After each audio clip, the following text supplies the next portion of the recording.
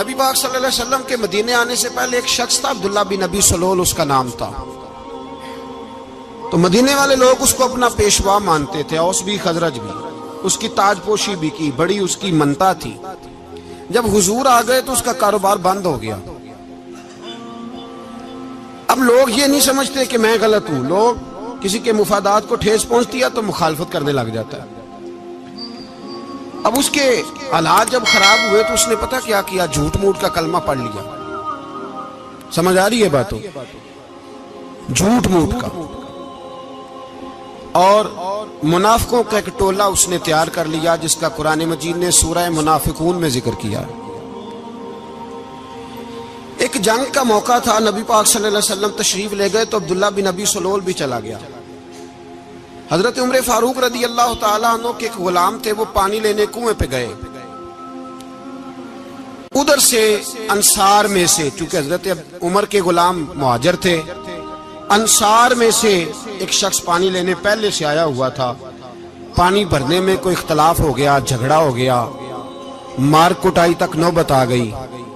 حضرت عمر کے غلام نے کچھ چیز مار دی، اس شخص کو زخمی ہو گیا۔ اس نے پکارا، عبداللہ بن ابی سلول نے سمجھا کہ موقع اچھا ہے، دوڑا ہوا آیا اور آ کر اس نے کہا، انصار مدینہ بھاگ کے آؤ، جلدی آؤ، اور بڑے غلط جملے استعمال کیے۔ کہنے لگا اگر ان لوگوں کو تم اپنا بچا کچا کھانے کو نہ دیتے مہاجروں کو تو آج یہ تمہارے سر پہ نہ بیٹھتے۔ معاذ اللہ، ایسی باتوں پہ کہا کرے، بولے یہ روزمرہ کی گفتگو میں عادت بنائیں، کوئی ایسی بات کرنی ہو تو معاذ اللہ استغفر اللہ کہہ کے کرنی چاہیے۔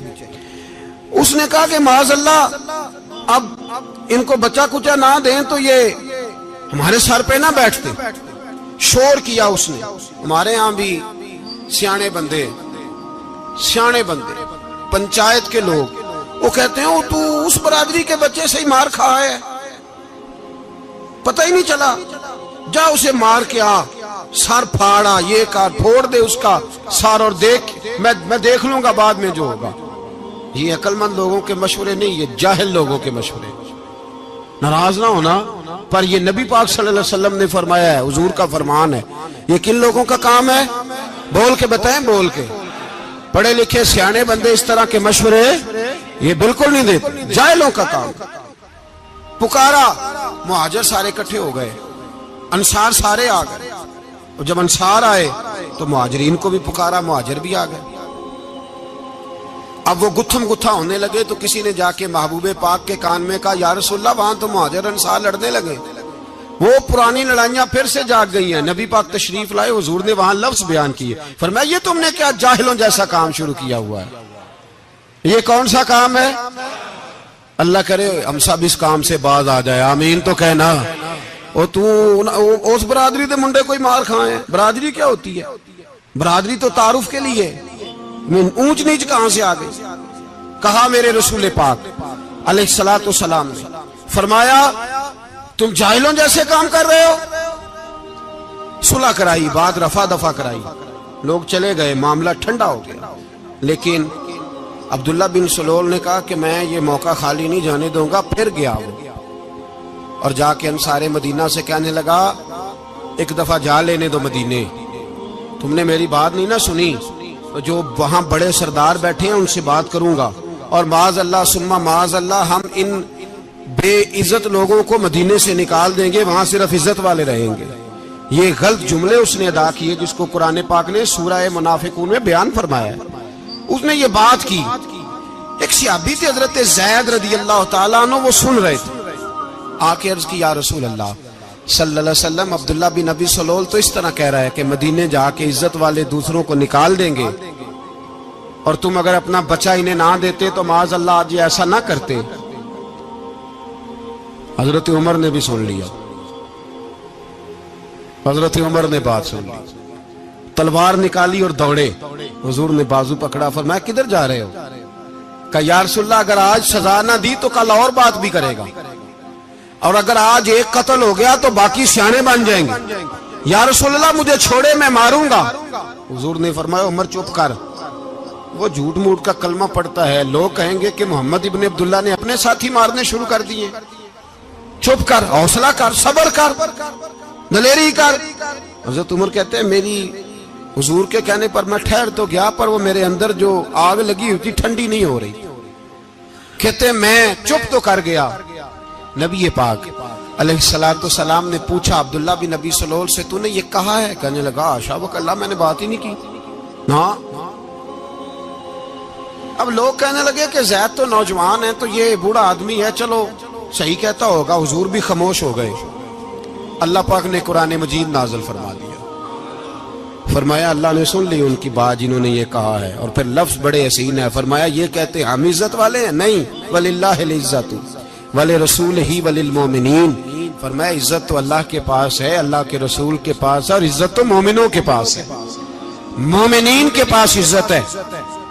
یہ قرآن پاک نے سارا مضمون بیان کر دیا کہ عبداللہ بن ابی سلول غلط کہتا ہے اور حضرت زید صحیح کہتے ہیں۔ حضور نے کچھ نہیں فرمایا، جا رہا ہے قافلہ۔ جب مدینے کی سرحد آ گئی نا، حدود مدینہ منورہ کی شروع ہوئی، تو عبداللہ کا اپنا بیٹا، اس کا نام بھی عبداللہ بن عبداللہ تھا، اپنا بیٹا اس کا بڑا مخلص جانثار غلام تھا میرے رسول پاک صلی اللہ علیہ وسلم کا، وہ تلوار لے کے مدینے کی حد پہ کھڑا ہو گیا اور کہنے لگا میرے باپ تو نے اتنی بے ایمانی کے لفظ کہے کہ میں ان کو نکال دوں گا؟ کہے اپنی زبان سے کہ میں ذلت والا ہوں، رسول پاک کو اللہ نے بڑی عزت عطا فرمائی، کہے ورنہ میں تیری گردن کاٹ دوں گا۔ بول، کہے حضور بھی عزت والے اور نبی پاک کے غلام بھی عزت، کہے اپنی زبان سے، کہے میرے رب کا یہ فرمان ہے وَرَفَعْنَا لَكَ ذِكْرَكَ، ابھی میں خود تیرے لیے تیری شانوں کو بلند فرما دوں گا۔ تو کہا تو دشمن ہو کے کہنے لگا میرے بیٹے مجھے معاف کر دے، مصطفیٰ تو بڑی عزتوں والے ہیں، ان کے غلام شانوں والے۔ جب بیٹا تلوار لے کے سامنے کھڑا ہوا، شہرت ہوئی، اب نبی پاک نے حضرت عمر کی طرف دیکھا، کہا عمر تیری بات صحیح تھی، اب جو ہوا یہ زیادہ صحیح تھا، وہ میں نے تجھے کہا حوصلہ کر، تدبر کر، وقت کا انتظار کر، یہ صحیح ہوا کہ وہ صحیح تھا۔ تو حضرت عمر فاروق کہنے لگے یا رسول اللہ میں گواہی دیتا ہوں آپ واقعی اللہ کے سچے رسول ہیں صلی اللہ علیہ۔ اتنی اچھی رائے، وقت فیصلہ کرتا ہے، تدبر سے چلے، دانائی سے چلے، علم پیدا کریں، بردباری۔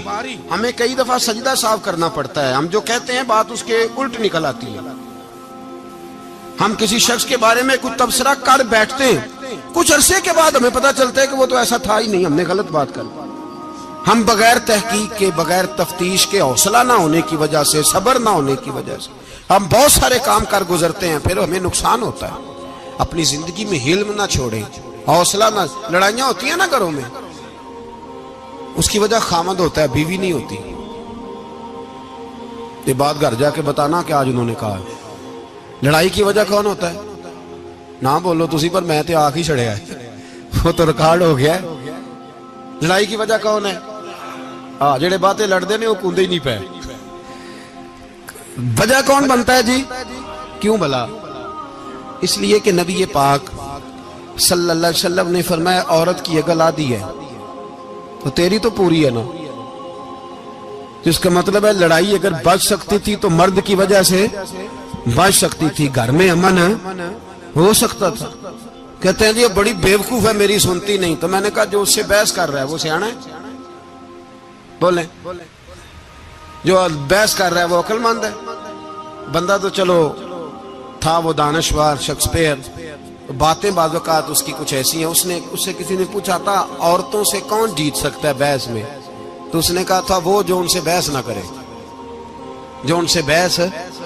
تو بھائی تو وجہ اس لیے کہ حوصلہ تو نہیں کرنا تھا۔ نبی پاک علیہ السلام نے فرمایا بی بی ٹیڑھی لکڑی ہے، سیدھی کرنے کی کوشش کرو گے تو ٹوٹ جائے گی، سیدھی۔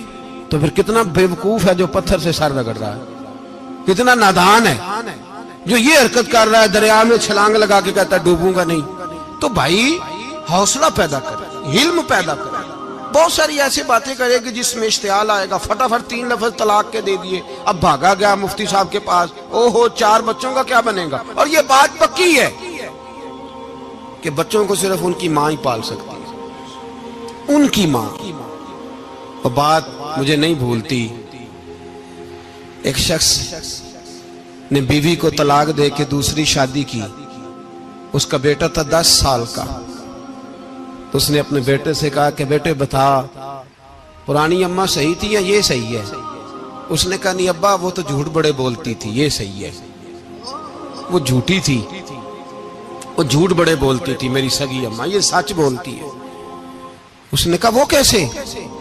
کہنے لگا اس لیے کہ میں کوئی شرارت کرتا تھا تو میری سگی اماں مجھے تھپڑ مارتی تھی اور کہتی تھی تجھے روٹی نہیں دینی، جا دوڑ جا گھر سے. تو میں دوڑ جاتا تھا تو جھوٹ بولتی تھی نہیں دینی، پھر آدھے گھنٹے کے بعد مجھے ڈھونڈنے لگ جاتی تھی، ڈھونڈ کے لاتی تھی، پھر میری منت کرتی تھی، پھر مجھے کہتی تھی نہ مجھے ستایا کر، پھر میرا ماتھا چومتی تھی، پھر میری مرضی کا کھانا بنا کے دیتی تھی، پھر میرے منہ میں لقمے ڈالتی تھی. جھوٹی تھی، پہلے کہتی ہے نہیں دینی پھر پیچھے بھاگتی ہے. یہ سچی ہے، میں شرارت کرتا ہوں تو تھپڑ مار کے نکالتی ہے، پھر میں منتیں کرتا ہوں پر روٹی نہیں دیتی، پیر پکڑتا ہوں نہیں دیتی. سچ بولتی ہے، اپنی بات پہ ڈٹ جاتی. او بھائی بچے اس کی ماں ہی پال سکتی ہے، تو نے 3 جملے کہتے سوچا ہی نہیں، تیرا کا گیا تو یہ تو نئی بیوی ملے گی، اور اس کا بھی کیا گیا، اس کو بھی شاید شوہر مل جائے. ان پھولوں کی پرورش صرف ان کا مالی کر سکتا ہے، دوسرا کر سکتا؟ تو نے حوصلہ ہی نہیں کیا. ٹھیک ہے غلطی بی بی کی تھی پر تو مرد تھا نا، تیرے پاس تو دلیری تھی. فٹافٹ 3 طلاق کے جملے کہہ دیے. اور میرے رسول پاک علیہ السلام نے فرمایا جائز کام بڑے ہیں پر طلاق جائز تو ہے پر میرے رب کو پسند نہیں، اللہ کو پسند. تو نے مالی بگا دیا جس نے تیرے گھر کا باغ سینچنا تھا. تو بھائی یہ حوصلہ نہیں، درجنوں طلاقیں، 20 کیس، اور ابھی وہ شادی کے پورے کپڑے نہیں پہنے تو طلاق پہلے. اس کی وجہ یہ کہ حوصلہ نہیں، صبر نہیں، رضا نہیں، ہم احساس نہیں کرتے. اگر تو یہ سمجھ جائے کہ بس اللہ نے جو میرے لیے بہتر سمجھا مجھے دے دیا، صحیح ہے میری آزمائش ہے، کیا ہے کچھ ہے جو اس نے بہتر سمجھا مجھے اس نے، پھر تو سکھی ہو جائے، تیرے لیے جینا آسان ہو جائے، پھر تو بہت ساری پریشانیوں سے آزمائشوں سے دور ہو جائے. میرے نبی پاک علیہ السلام نے ہمیں حوصلہ کرنے کا حکم دیا، دلیری. 2-3 سال شاید پچھلے سال یا اس سے پچھلے سال حج کے موقع پہ نا ہمارے پاکستان میں تو بڑے بڑے انوکھے واقعات ہوتے ہیں. سننے سے کیا میں کہتا ہوں وہ عبرت کے لیے ہوتے ہیں. جعلی ویزے لگوا دیے حج کے کسی ایجنٹ نے، اللہ کے مہمانوں کو بھی لوگ لوٹ لیتے ہیں. جعلی ویزے لگوا دیے. اور مزے کی بات یہ ہے کہ پاکستانی ایئرپورٹ سے گزر بھی گئے وہ ویزے والے، اور احرام باندھے لوگ جدے پہنچ گئے. 4 آدمی تھے، انہوں نے ویزا دیکھا تو کہا نقلی آپ کو واپس جانا پڑے گا. اگلی فلائٹ سے وہ لوگ واپس آئے. آپ مجھے بتائیے ان کی جب وہ چھوٹے چھوٹے کلپ آئے، میڈیا نے ان کی باتیں سنی تو ان کے آنسو نہیں تھمتے تھے. ایک آدمی احرام باندھ کے گیا ہے، معمولی سمجھتے ہیں آپ؟ میرے جیسا غریب آدمی کبھی اس نے ارادہ کیا اور مدینے جانے کا لیٹ ہو جائے تو کلیجہ پھٹنے کو آتا ہے. کچھ مجبوریاں پیروں میں آ جائے، نہ جا سکے تو پتہ نہیں کتنی توبہ کرنے کو دل کرتا ہے کہ کہیں غلطی تو نہیں ہو گئی، کوئی ایسی بات تو نہیں نکل گئی. یقین کریں طبیعت پریشان ہو جاتی، یار کوئی ایسا کام تو نہیں ہو گیا جس کی وجہ سے یہ بات ہوئی. 4 آدمی لوٹ آئے، حالات خراب ہو گئے، لوگ رو رو کے قصے سناتے تھے. لیکن میرے رسول پاک علیہ السلام کا حوصلہ دیکھو. حضور کعبے کا بھی کعبہ، حضور مالک، حرم کے مالک مطلق، جن کے صدقے اللہ نے کعبہ کو بیت اللہ بنایا. حاجیو آؤ شہنشاہ کا روضہ دیکھو، کعبہ تو دیکھ چکے اب کعبے کا بھی کعبہ دیکھو. حضور 1400 صحابہ کو لے کے گئے عمرہ کرنے. مقام حدیبیہ پر پہنچے تو کافروں نے روک لیا، ہم عمرہ نہیں کرتے. تو اور میں خادم اور جو وارث و مالک ہیں 1400 صحابہ، ہم نہیں عمرہ کرنے دیتے، واپس جائیے. صلح لکھی جا رہی ہے. صلح کی شرطیں کیا ہیں؟ مکے سے کوئی آدمی غلطی سے بھی مدینے چلا گیا، مکے کا آدمی، تو مسلمان اگر ان کے ظلم سے تنگ آ کے، مکی مسلمان کافروں کے ظلم سے تنگ آ کے مدینے چلا گیا تو مدینے والے واپس کریں گے. اور اگر مدینے سے کوئی شخص غلطی سے بھی مکے چلا گیا تو مکے والے واپس نہیں کریں گے. اتنی سخت شرائط. حضرت عمر غصے سے کانپنے لگے, صحابہ پریشان ہیں, پر میرے رسول پاک نے صبر دکھایا, حوصلہ, تدبر. یہ تدبیر ہے, صبر ایک بہترین تدبیر ہے, اگر کوئی اپنائے تو بہترین طریقہ ہے. حضور نے فرمایا ہمیں منظور ہے, صلح کرو. اور اتنا سخت حکم ہے, کہنے لگے 1400 احرام والے واپس جائیں, بعد میں آنا, اس وقت نہیں عمرہ کرنے دیں گے. میرے نبی پاک علیہ السلام, مجھے بتاؤ, مجھے اور آپ کو دکھ ہوتا ہے تیاری ہو تو پروگرام رہ جائے, تو اگر احرام باندھا ہو اور اللہ کے رسول نے بندھوایا ہو تو حضور واپس لوٹنے لگے تو کتنی تکلیف کی بات ہے. حضور نے فرمایا چلو آئندہ آئیں گے. معاہدہ لکھا جا رہا ہے, حضرت علی معاہدہ لکھ رہے ہیں. لکھو محمد الرسول اللہ صلی اللہ علیہ, محمد الرسول اللہ صلی اللہ علیہ وسلم اور قریش مکہ کے بیچ معاہدہ. یہ تحریر لکھی جا رہی تھی تو ابو سفیان بول پڑا, کہنے لگا جی ہم محمد الرسول اللہ نہیں لکھنے دیں گے معاذ اللہ, یہی تو ہمارا جھگڑا ہے. اگر آپ کو رسول اللہ مان لیا تو پیچھے رہ کیا گیا, محمد ابن عبداللہ لکھیں. حضور نے حضرت علی سے فرمایا رسول اللہ کاٹ کے محمد ابن عبداللہ لکھو. حضرت علی لکھ رہے تھے, محمد رسول اللہ لکھا تھا, فرمایا رسول اللہ کاٹ کے محمد ابن عبداللہ لکھو. تو حضرت علی کہنے لگے حضور مجھے یہ لفظ کاٹنا نہیں آتا, حضور مجھے یہ لفظ کاٹنا. کسی صحابی نے اعتراض نہیں کیا کہ لکھنا آتا تھا, کہا مجھے کاٹنا. حضور نے دوبارہ کہا علی کاٹ دو. کہا یا رسول اللہ مجھے یہ لفظ کاٹنا نہیں آتا. میرے حبیب نے تیسری دفعہ کہا علی کاٹو. تو شیر خدا نے قلم چھوڑا, ہاتھ باندھے اور کھڑے ہو کہنے لگے محبوبہ مجھے تیرے قصیدے لکھنے آتے ہیں, کاٹنے کوئی نہیں آتے. میں مجبور ہوں, مجھ سے نہیں ہوتا, کوشش کرتا ہوں, نہ قلم اٹھتا ہے نہ ہاتھ چلتا ہے. میرے حبیب پاک نے قلم پکڑا اور لفظ رسول اللہ خود کاٹ کے محمد ابن عبداللہ کرایا. بھائی وقت گزر گیا, صلح ہو گئی. یہ تدبر, یہ حوصلہ, یہ تدبیر میرے نبی نے فرمائی. اب تو 1400 کو مکے نے نہ داخل ہونے دیا, لیکن 1 سال ہی گزرا, تھوڑا ہی وقت گزرا, میرے رسول پاک 10,000 کو لے کے مکے میں داخل ہو گئے. 10,000 اس نے فائدہ دیا. حکمت کیا تھی, تدبر کیا تھا. قریش روز لڑائی کرنے آ جاتے تھے, تبلیغ ہی نہیں کرنے دیتے تھے. ان سے صلح ہو گئی تو نبی پاک نے کیسر کو خط لکھا, کیسر روم کو, ہرکل کو. دور دراز تبلیغ پھیل گئی, مسلمان 100,000 سے زیادہ ہو گئے. ان کی طرف سے اب وہ لڑائی بند ہو گئی. میرے حبیب پاک علیہ السلام کے حوصلے نے کمال دکھایا, اس تدبیر نے فائدہ دیا امت مسلمہ کو. 10,000 کا لشکر لے کے حضور کعبے میں داخل ہوئے.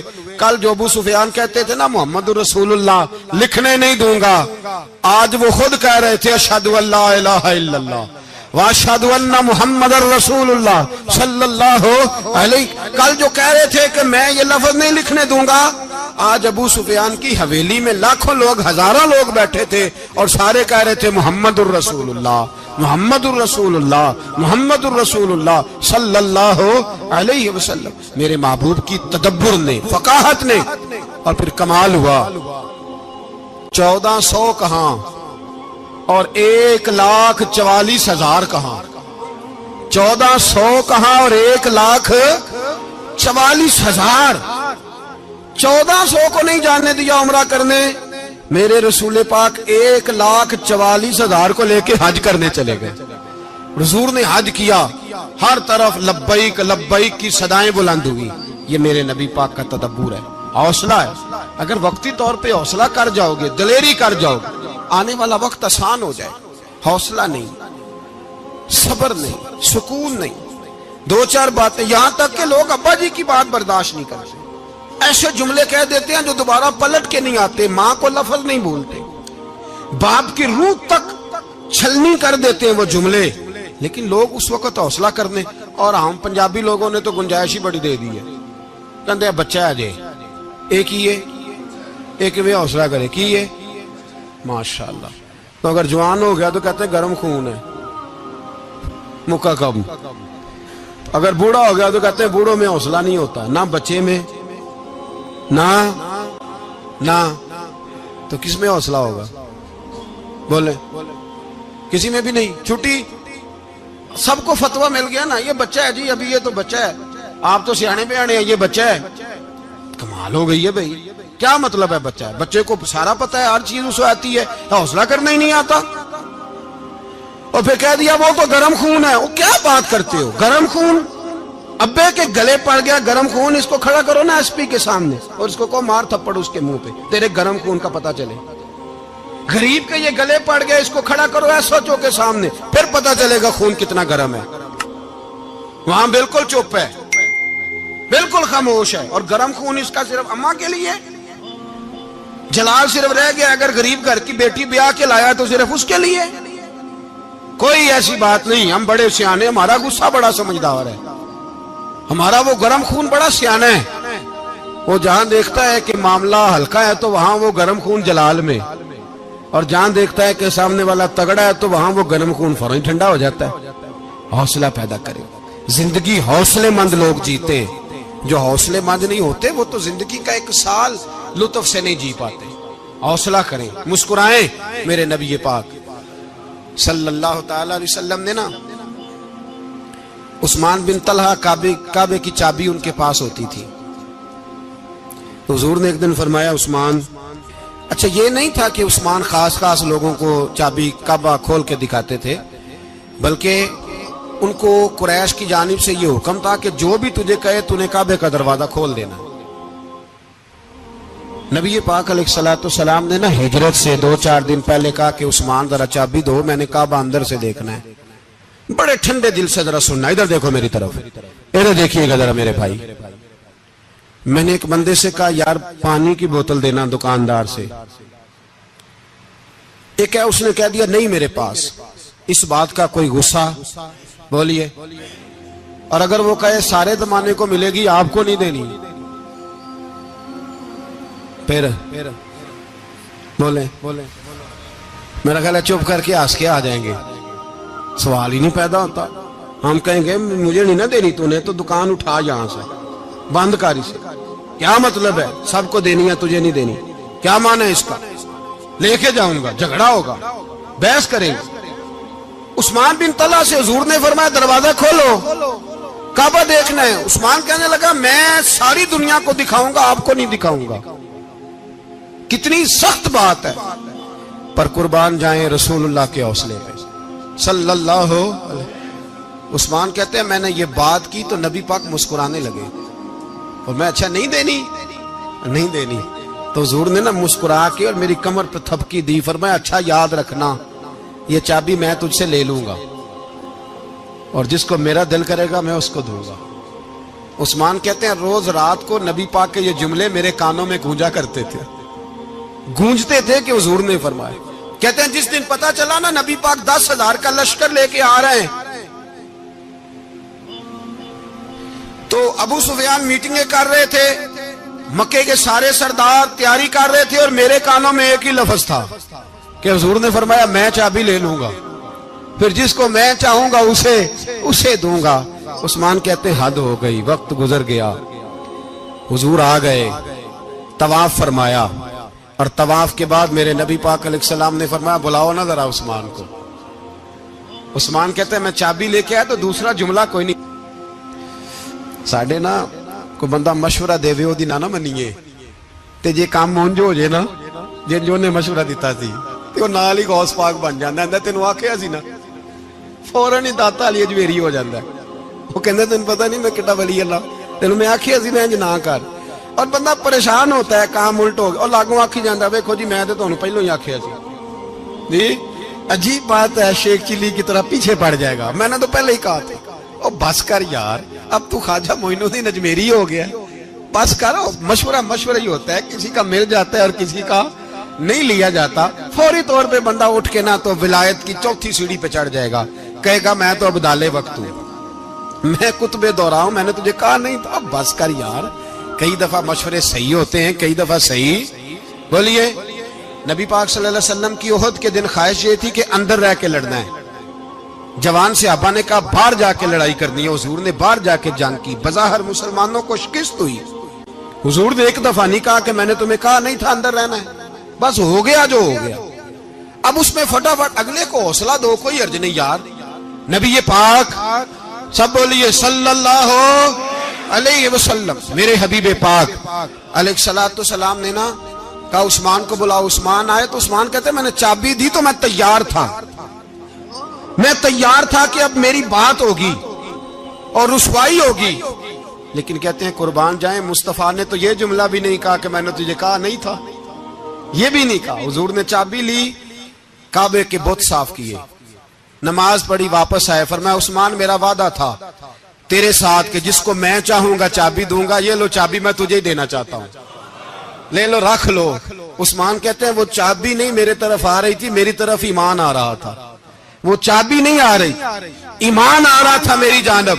کہتے ہیں میرے ہاتھوں میں چابی آئی اور میری زبان پہ کلمہ توحید جاری ہو گیا. بھائی تدبر، حوصلہ، صبر، رضا. ہمیں تو ٹائم بھی نہیں گزارنا آتا. گھر کا ماحول، گھر کے اندر رہ کے لوگ دکھی ہیں، اس لیے کہ ہماری طبیعتوں میں حوصلہ نہیں. ایک منٹ کے لیے نہیں، ایک سیکنڈ کے لیے بھی ہم یہ برداشت نہیں کرتے کہ چلو تھوڑا انتظار کریں، وقت کو دیکھیں، موقع کو دیکھیں. میرے نبی پاک علیہ الصلوۃ والسلام پہ اتنی مصیبتیں آئیں کہ پہاڑ پہ آتی تو وہ ریزہ ریزہ ہو جاتے، لیکن کسی مقام پر بھی حضور علیہ الصلوۃ والسلام شکوہ کرتے نظر نہیں آتے. ہم غریبی کا رونا روتے ہیں، ہر چوتھا آدمی کہتا ہے بڑا غریب ہوں، لیکن میرے نبی پاک علیہ الصلوۃ والسلام نے چوتھے دن کھجور کھائی، سرکہ کھایا ہے اور موٹے بان کی چارپائی پہ آرام کیا. حضرت عمر نے کہا حضور کتنی تکلیف ہے؟ فرمایا عمر کوئی تکلیف نہیں، تھوڑا سا تو وقت ہے، جنت میں جائیں گے، ساری نعمتیں اللہ نے ہمارے لیے تیار کی ہوئی ہے. راضی بالرضا، راضی بالرضا، کوئی کسی قسم کا مسئلہ نہیں. ہمیں آزمائشیں آتی ہیں، تکلیفیں آتی ہیں، بیماریاں آتی ہیں، لوگ چھوٹی چھوٹی بات پر پریشان ہو جاتے ہیں، ذرا ذرا سی بات پر شکوہ کرتے ہیں. میرے رسول پاک علیہ السلام نے فرمایا جب میرا رب کسی کو بیمار کرتا ہے تو 2 فرشتوں کو بھیجتا ہے، جاؤ میرے بندے کی تیمارداری کر کے آؤ.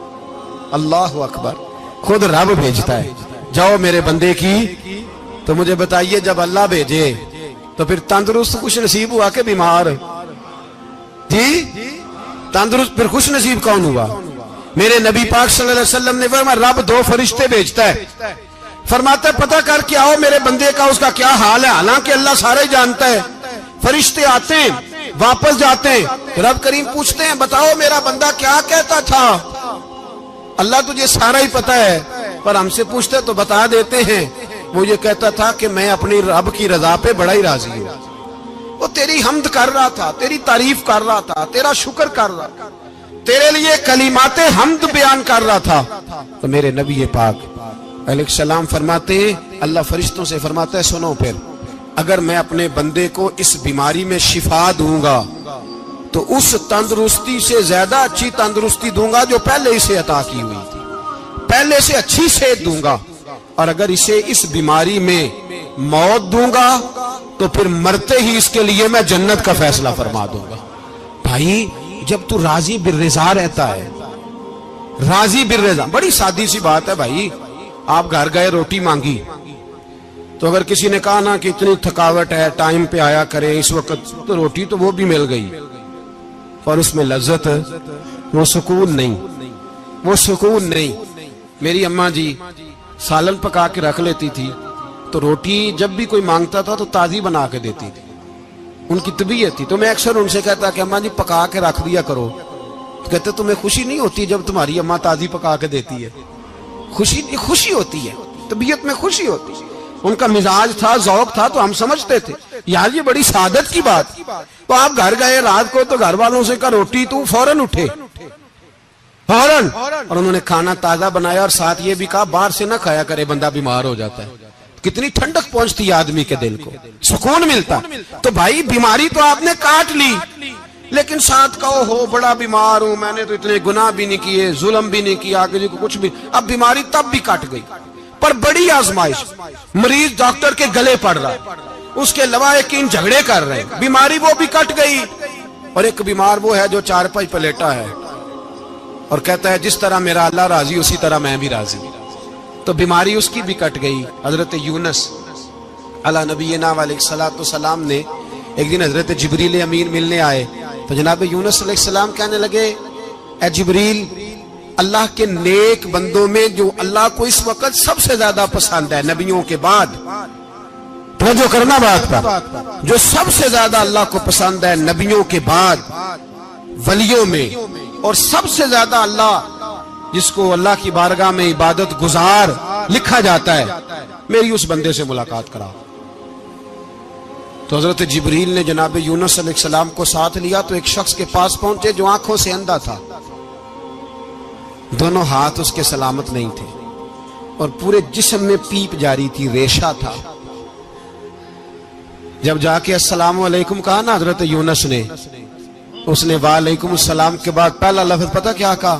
اس نے کہا یا اللہ تیرا شکر ہے، یا اللہ تیرا، آپ بھی ادا کریں اللہ کا شکر، یا اللہ تیرا، اللہ تیرا شکر ہے۔ تو حضرت یونس علیہ السلام کہنے لگے تو شروع سے اس طرح کا ہے، نابینا بھی اور ہاتھوں سے معذور بھی اور سارا جسم شروع سے؟ تو بڑے ہی خوبصورت لفظ اس بیمار نے کہے، کہنے لگے نہیں حضور میں بالکل ٹھیک ٹھاک تھا، جب تک میرے رب نے چاہا کہ یہ دنیا کو دیکھے تو تب تک اس نے مجھے آنکھیں دیں، اور جب اس نے چاہا کہ اب اس کا دیکھنا بہتر نہیں تو اس نے واپس لے لی۔ تو یا اللہ تیرا شکر ہے، اللہ تیرا شکر ہے۔ پھر کہا جب تک اس نے چاہا کہ میرے ہاتھ رہے تب تک رہے، جب اس نے چاہا کہ میرے لیے بہتر نہیں تو اس نے لے لیے، تو یا اللہ تیرا شکر ہے۔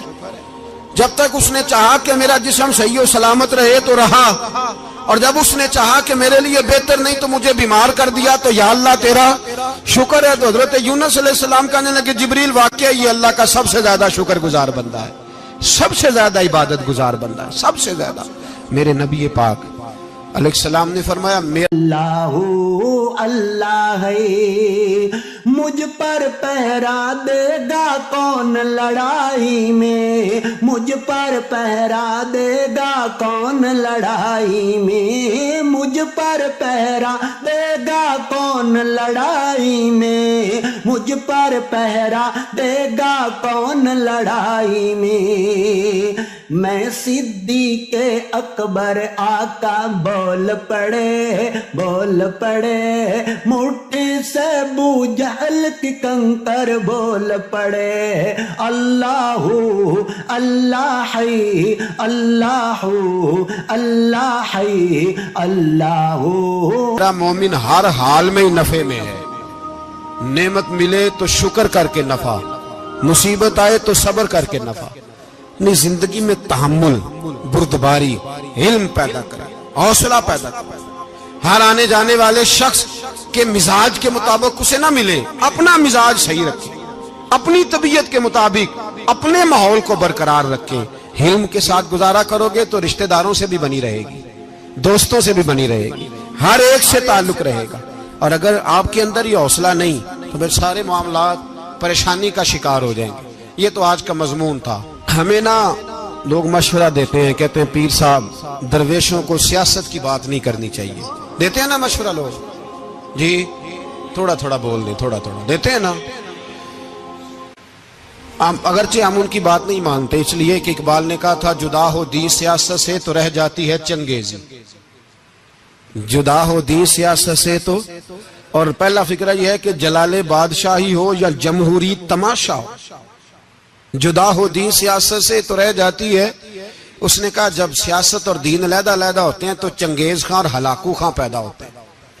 سیاست جب تک مسجد کے اندر رہتی ہے تب تک پاک صاف رہتی ہے، وہ گندی ہوتی تب ہے جب مسجد سے نکل جاتی ہے۔ حضرت علی کے زمانے تک مسجد میں رہی، پاک صاف رہی، یزید باہر لے گیا تو گندی ہو گئی، حضرت عمر بن عبدالعزیز دوبارہ مسجد میں لے آئے تو پھر پاک ہو گئی۔ لیکن پھر بھی ایک ساتھی نے مجھے کہا تو اس کی بات میں، سب کی باتیں نہیں مانتا، اس کی بات میری سمجھ میں آئی۔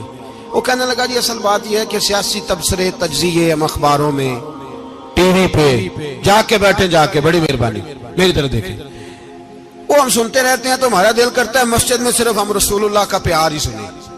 تو میں نے کہا یار تیری بات دل کو لگتی ہے، یہ بات صحیح ہے، چلو یہ نیت اچھی ہے، یہ تیرا نظریہ ٹھیک ہے، مان گئے ہم۔ میں چلا گیا دکاندار کے پاس اور میں نے اس کو جا کے کہا کہ گاڑی کا انجن کھولو، اس طرح کرو اس طرح. اس نے کہا مولانا آپ جا کے نا گھر تو فقہ کی کتاب کھولیں, اس لیے کہ گاڑی کے انجن کے بارے میں آپ کو معلومات, یہاں اگر آپ نے یہ کام کرنا ہے تو اس کو پڑھیں. کسی استاد کے پاس ورکشاپ پہ آئیں, آپ کے ہاتھوں کو, منہ کو, چہرے کو مٹی لگے, دھواں لگے, گریس لگے, پھر آپ کو پتہ چلے گا انجن کیسے کھلتا ہے. صحیح کہہ رہا ہوں نہیں صحیح کہہ رہا؟ دھواں گلا تو یہاں کر چڑی جائے. صحیح کہہ رہا ہوں جی. اگر مولوی کو اجازت نہیں سیاست کی بات کرنے کی, اور مولوی کو اجازت نہیں کہ انجن کی بات کرے, تو سیاستدان کو اجازت ہے دین کی بات کرنے کی. یہاں تو وہ آئے نا مدرسے میں پڑھے, پورا دین حاصل کرے, پھر وہ بولے تو پھر تو ٹھیک ہو گیا. لیکن جب اسے سورۃ اخلاص بھی سیدھی نہیں آتی تو فتوے دینے کی اس کو ضرورت ہے کوئی؟ بولے نا یار کیوں چھیڑتے ہیں سیاست؟ ہم نہ پچھلے جمعے جلوس نکالنا چاہ رہے تھے ختم نبوت کی ترمیم کے حوالے سے. حکومت وقت نے کہا کہ ہم واپس لیتے ہیں, تو میرے بہت سارے دوستوں نے کہا جی نکالنا چاہیے. انہوں نے کیا کیوں؟ میں نے کہا یار لوگوں کو بھی پریشان نہیں کرنا چاہتے, ہماری اپنی سڑکیں ہیں, کسی کو بس ٹھیک ہے. انہوں نے واپس لے لی تو بات ختم ہو گئی, ہم مان گئے, تسلیم کر لیا. اتنا ہمارا مطالبہ ہے کہ اس آدمی کو ضرور سزا دو جس نے یہ ترمیم کی ہے. لیکن ہم نہیں کرتے, کوئی نہیں نکلے, نہیں نہ نکلے بولے. تو وزیر قانون صاحب کو کیا مصیبت بنی ہوئی ہے نیا فتویٰ دینے کی؟ کہ ہے کوئی شوق انہیں دینا چاہیے فتویٰ؟ کہتے نہیں مرضیوں میں ہمارے درمیان تھوڑا ہی فرق ہے. مجھے یوں لگتا ہے کہ یہ جان بوجھ کر کوئی نہ کوئی ایسی شرارت کرتے ہیں جس سے لوگ اشتعال میں رہیں. جان بوجھ. حلم, حوصلہ, صبر ذات کے بارے میں تو ہے, لیکن اگر کوئی رسول پاک کی بے ادبی کرے تو پھر حوصلے کی بات ہے ہی نہیں, پھر تو جہاد کی بات ہے. اور میں دیانتداری سے مسجد میں باوضو بیٹھ کر جمعے کے دن مشورہ دیتا ہوں حکومت کو, اور وزیر قانون کو مشورہ دیتا ہوں کہ نہ فرعون کی حکومت ساری زندگی رہی, نہ نمرود رہا, نہ جاج بن یوسف رہا, نہ یزید رہا. اور یار درباری بن کے حکمرانوں کی چاپلوسی کرتے کرتے تم یہاں تک آ گئے ہو کہ اب نبی پاک کی عزت کو ہاتھ ڈالنا شروع کر دیا ہے. اور آپ یقین کریں سیاسی جماعتوں کا اتنا برا حال ہے کہ ان کے لیڈر کے بارے میں کوئی بات کرے تو پاگل ہو جاتے ہیں یہ احتجاج کر کر کے. اور اس نے ڈائریکٹ کہہ دیا کہ ختم نبوت کا مسئلہ ہی کوئی نہیں, جو دین کی بنیاد ہے, کسی کو پرواہ نہیں. مجھے تو ان لوگوں کی فکر ہو رہی ہے جن لوگوں نے انہیں ووٹ دیے ہیں, وہ اللہ کو کیا جواب دیں. اور یہ اللہ ماشاءاللہ ساری سیاسی جماعتیں اس طرح کی. اور میرا وزیر قانون صاحب کو بھی مشورہ ہے کہ زندگی بڑی تھوڑی ہے, بڑی تھوڑی. اللہ سب کو معاف کرتا ہے, اپنے رسول کے غداروں کو معاف نہیں کرتا. اور یہاں تمہاری گاڑیوں پہ جھنڈے لگے ہوئے ہیں, وہاں بھی تمہارے جھنڈے لگیں گے, پر اس لیے لگیں گے کہ یہ غدار ہیں ناموس رسالت کے. یہ جھنڈے لگیں گے. شرم کرو اور ڈر جاؤ, بس کر دو. تمہارے منہ میں اب دانت پورے نہیں رہے. کوئی شوگر کا مریض ہے تو کوئی بلڈ پریشر کا, تو کوئی ہارٹ کا, تو کوئی کینسر کا. شرم کرو اور اپنی قبر کی بھی تھوڑی سی فکر کرو. بتاؤ پاکستان کے کتنے صدر گزرے, وزیر اعظم گزرے, تو ان کی قبریں کہاں ہیں؟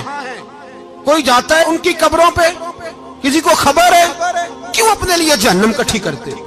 سارا کچھ دنیا داری رہ گئی ہے, سارا کچھ صرف یہی رہ گیا. حضرت ابو بکر سردار تھے, حضرت عمر سردار تھے قبیلے, حضرت عثمان سردار تھے. انہوں نے سرداریوں کو ٹھوکر مار کے رسول اللہ کے قدموں میں بیٹھنا پسند کی. سرداریاں چھوڑ کے غلام بن گئے. تم سرداریاں بچانے کے لیے رسول اللہ کی غداری کرتے ہو, شرم نہیں آتی؟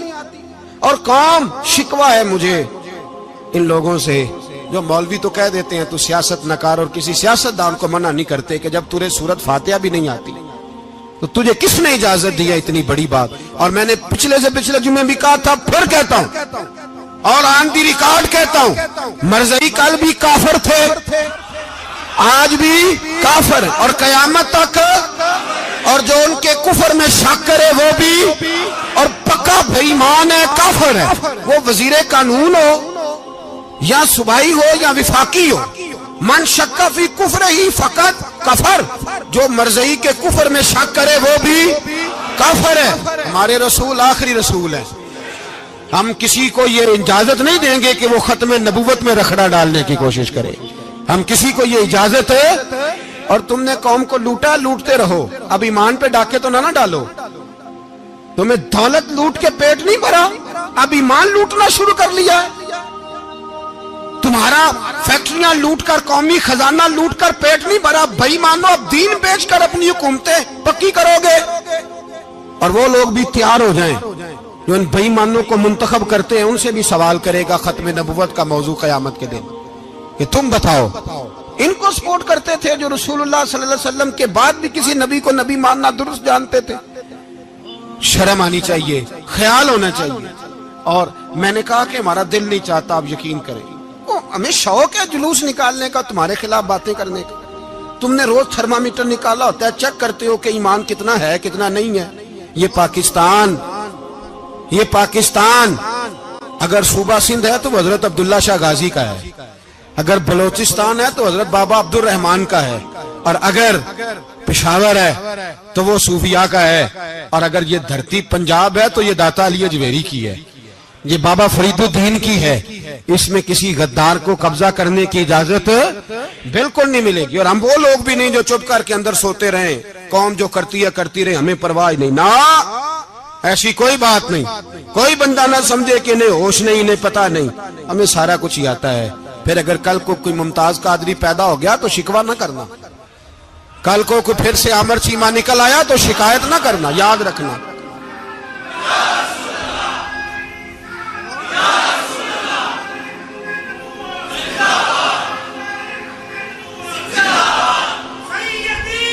تو میرے بھائی کھل کے بولے یا نبی رسول کے صلی اللہ. تو یہ مشورہ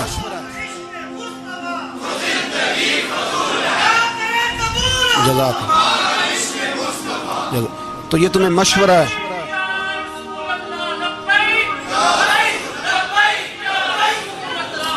میری بات سنی, یاد رکھیں.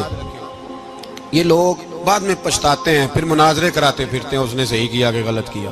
پھر انہیں ہوش آتی ہے بعد میں, پھر ان کے ہواری نکل نکل کے میدانوں میں دلیلیں دیتے ہیں. اس لیے ہمارا مشورہ ہے انہیں کہ یہ اپنی حد میں رہیں, اور جو کام تمہارے ذمہ, میں نے کہا نا تم نے بڑا لوٹا. یہ قوم روز تمہیں موقع دیتی ہے لوٹنے کا, یہ موقع دیتی ہے. تو تم نے دولت لوٹ کے پیٹ نہیں بھرے, اب ایمان لوٹنے کے چکر میں آ گئے ہو. یاد رکھو مسلمان گناہگار ہیں, غدار نہیں ہیں. تمہیں دولت لوٹنے کا تو شاید موقع مل گیا ہے, پر ایمان لوٹنے کا موقع نہیں ملے گا. تو اس لیے اس کو لگام دو. اور ویسے بھی کتا جو پالتو ہوتا ہے نا, اس کو گھر کے اندر سنگلی سے باندھ کے رکھنا چاہیے. یہ تمہارے بوٹ چاٹتے ہیں, بھونکتے ہیں, تمہارے حق میں وزارتیں لیتے ہیں. ہم نے تو کوئی وزارت نہیں لی تم سے, اور نہ ہمیں شوق ہے. اس لیے کہ ممبری کیا کرنی ہے جس کو ممبر رسول عطا کر دیا جائے. اس نے کیا کرنی ہے یہ ممبریاں جس کو پکا پکا ممبر رسول دے دیا جائے. تو اس لیے اس سے باہر آؤ.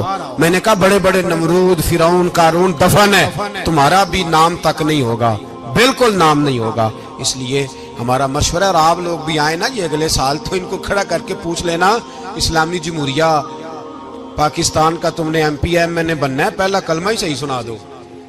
چلو خدا کا واسطہ یہی بتا دو کہ تمہیں نماز بھی ڈھب سے آتی ہے کہ نہیں. اور آپ کی موج ہے, آپ بٹھا لیتے ہیں سر پہ, کیا کریں. سمجھانے والے مفت گناہگار ہو گئے, اور بہکانے والے سب تمہارے یار ہو گئے. اس لیے یہ چھیڑتے ہیں جان بوجھ کے. اور پھر جب کوئی ممتاز قادری علیہ رحمہ پیدا ہوتے ہیں, پھر انہیں دشواری ہوتی ہے, پھر ان کا جینا مشکل ہو جاتا ہے. یہ موقع دیتے ہیں, پتہ نہیں کس کے ایجنڈے پہ عمل کر رہے ہیں. میرا سوال یہ ہے, میں نے پچھلے جمعے پھر میرا سوال ہے کہ میں پوچھتا ہوں, اس آدمی کو ضرورت کیا ہے ختم نبوت پر بات کرنے, جب امت مسلمہ کے متفق کا فیصلہ ہے کہ مرزائی کافر. اسمبلی نے بل پاس کر دیا کہ مرزائی, ان کو اقلیت قرار دے دیا. اور جب سے وہ اقلیت بنے, نہ ہم نے ان کی عبادت گاہ جلائی, نہ ہم نے ان کو قبروں سے نکالا, نہ ہم نے, بس ٹھیک ہے جیسے عیسائی رہتے ہیں, یہودی سے کس ملک میں رہتے ہیں وہ بھی رہیں, اقلیت بن کے رہے, کوئی پر تم انہیں کھینچ کھونچ کے کیوں قریب کرتے ہو؟ تمہارا کیا یارانہ ہے ان کے ساتھ؟ بتاؤ تو صحیح.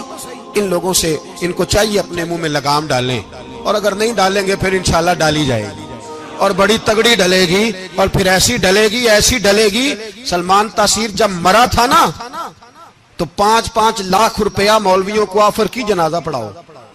5-5 لاکھ روپیہ چھوٹے چھوٹے مولویوں کو.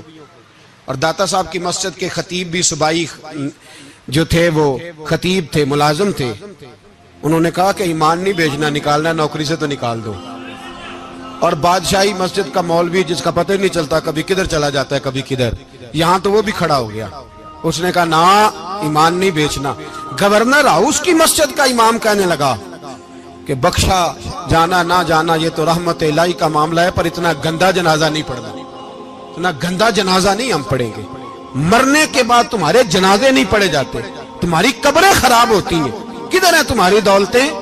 اور وہ مولوی آج تک پتہ ہی نہیں کدھر گیا جس نے اس غلیظ کا گندا جنازہ پڑھایا. تو بھائی اپنی قبر حشر کو, جب جہاں تمہارے جنازے نہیں پڑھے جا رہے تو وہاں تمہارا کیا حال ہوگا. اس لیے ان لوگوں کو چاہیے کہ اپنی زندگی اس طرح گزاریں کہ کچھ نہ کچھ منہ لے کے سرور کائنات کے پاس چلے جائیں, ورنہ ایسا نہ ہو کہ یہاں بھی پھٹکار اور وہاں بھی پھٹکار. اس لیے ہمارا مطالبہ ہے حکومت سے کہ شرم کرو اور ایسے بھائیمانوں کو, کالے ناگ جو تم نے بھرتی کی ہوئے ان کو نکالو, اور اگر تعریفیں کروانی ہو, تلوے چٹوانے ہو تو اندر کمروں میں ان سے چٹوا لیا کرو. ان سے کہو کہ یہاں ہماری نوکری کرو, باہر نکل کے رسول اللہ صلی اللہ علیہ وسلم کے دین کے بارے میں گفتگو نہ کرو. اس لیے کہ اللہ تبارک و تعالیٰ نے اس دین کے اندر بڑا حسن اور بڑا جذبہ رکھا ہوا ہے, بڑا وقار ہے. ہمارا مطالبہ ہے حکومت سے کہ ختم نبوت کے مسئلے پر کوئی سیاستدان گفتگو نہ کرے. آپ تائید کرتے ہیں اس بات کی؟ اس پر کوئی سیاستدان کوئی گفتگو. ہمارے پاس بڑے تماشے ہیں سیاست کرنے کو, باقی تماشوں پہ سیاست کرو. یہ رسول اللہ کی ناموس کا معاملہ ہے, یہ چھیڑنے کی تمہیں اجازت ہو. مجھے سمجھ نہیں آتی یار, جب بات ختم ہو گئی, اسمبلی نے بل واپس لے لیا, تو صوبائی وزیر قانون کو آخر تکلیف کیا ہے؟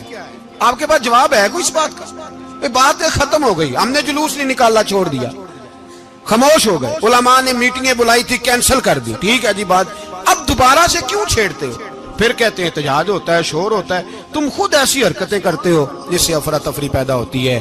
یہ ملک رسول اللہ کے نام پہ بنا ہے, اور قیامت تک یہاں وہی ہوگا جو میرے رسول پاک صلی اللہ علیہ وسلم کی رضا ہوگی, اور نبی پاک کے قانون کے خلاف کوئی قانون یہاں چل سکتا؟